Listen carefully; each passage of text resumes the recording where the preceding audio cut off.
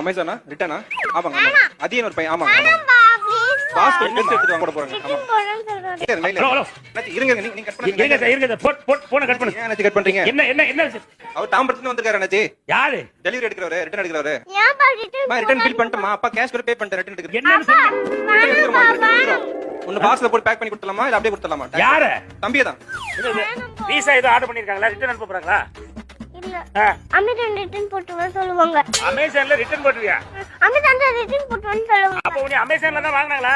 இல்ல நான் அமேசான்ல இருந்து வரல. சரிம்மா, எப்படி எங்க இருந்து வந்த? எனக்கே தெரியல. பசங்க வீட்ல அடங்கறனா அமேசான் ரிட்டர்ன் போட்டா வேற பசங்க கொடுப்பாங்க. நம்ம என்ன வயசுல கொடுக்குறோமோ அதே வயசுல திருப்பி கொடுப்பாங்க. அப்படியா?